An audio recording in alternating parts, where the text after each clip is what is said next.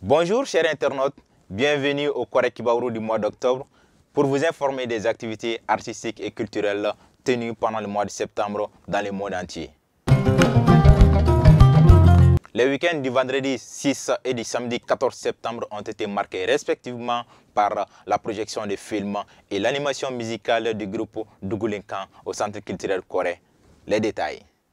Le public a assisté à la projection du film Bamuna, le pain sacré de Falaba Issa Traoré, un film sur les réalités de notre société.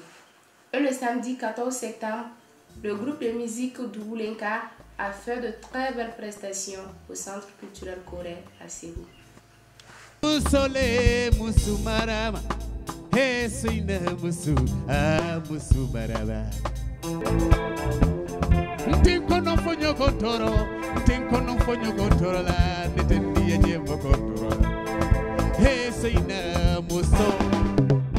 À l'Institut Koré des Arts et Métiers ICAM, des séries de formations, d'inscriptions et d'éditantes se sont tenues du 10 au 14 septembre avec les stagiaires du programme Koré Qualité, volet musique, et du 16 au 20 septembre avec ceux de l'entrepreneuriat culturel. À cette occasion, une forte délégation de l'Ouganda est venue se former sur le concept de l'entrepreneuriat Maya. Nos reporters nous en diront plus.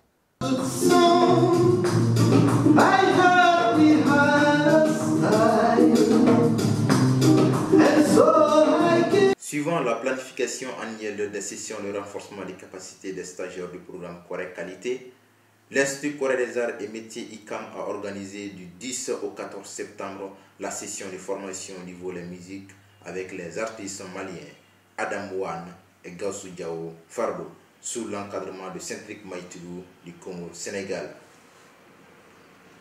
Et du 16 au 20 septembre s'est tenue la formation internationale en entrepreneuriat culturel sur les modules Maya Culture et Entrepreneuriat, Maya Culture et Leadership, Maya Culture et Structuration des entreprises culturelles, Maya Culture et Durabilité des organisations culturelles.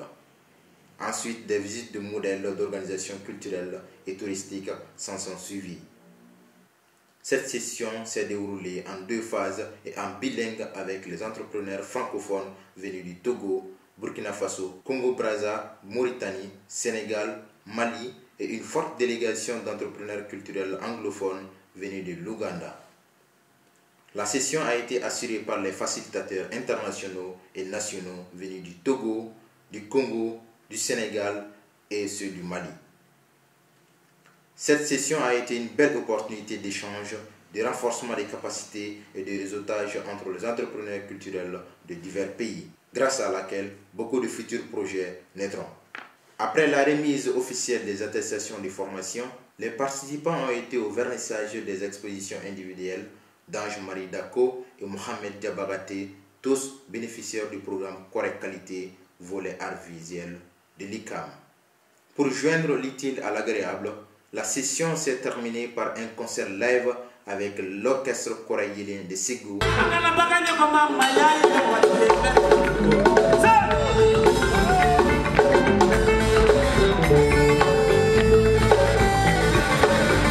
Kalam, le Koundé au féminin, venu du Burkina Faso, vivement les prochaines sessions à l'Institut Koré.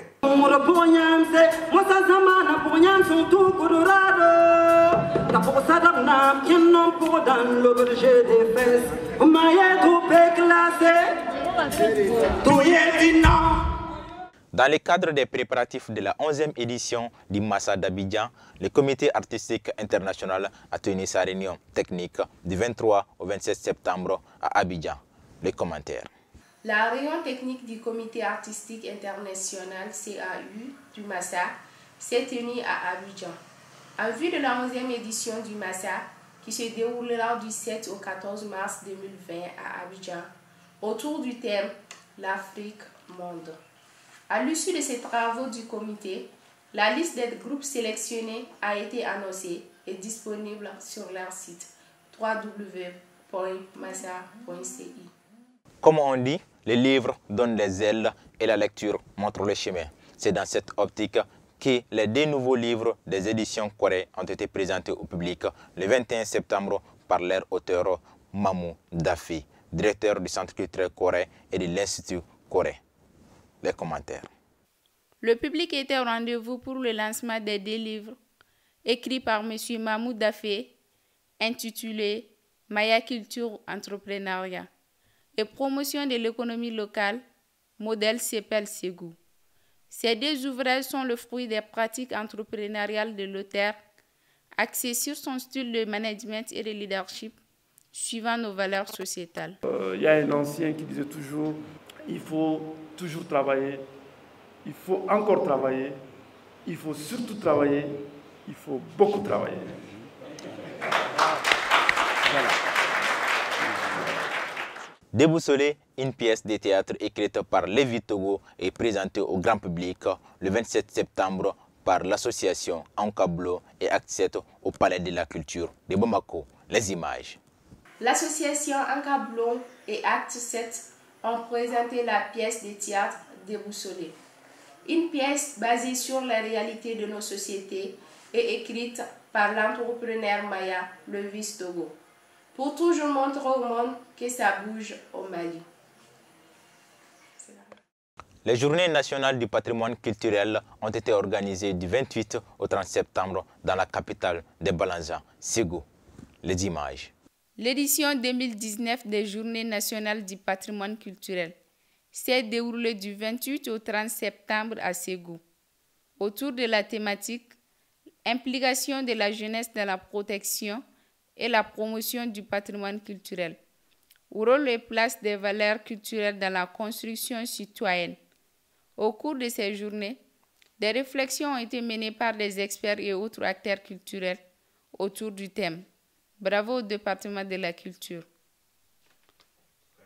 Le week-end culturel du mois de septembre a réuni les spectacles et rencontres d'échange au Centre culturel Corée.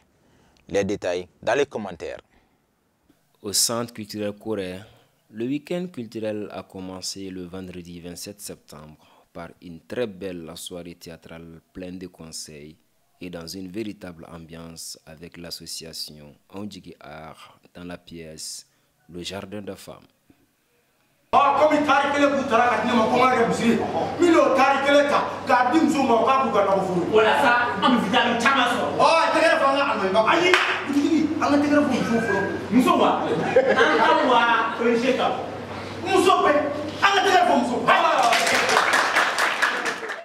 Ensuite, le matin du samedi 28 septembre, s'est tenu le traditionnel Korebaro, un espace d'échange et de partage avec M. Ousmane Diarra sur son ouvrage intitulé La route des clameurs. Et la nuit, la scène Mangala Kamara a accueilli la finale de la 6e édition du concours Corée Hip Hop, une compétition qui met en lumière les talents du mouvement hip-hop de la ville de Ségou.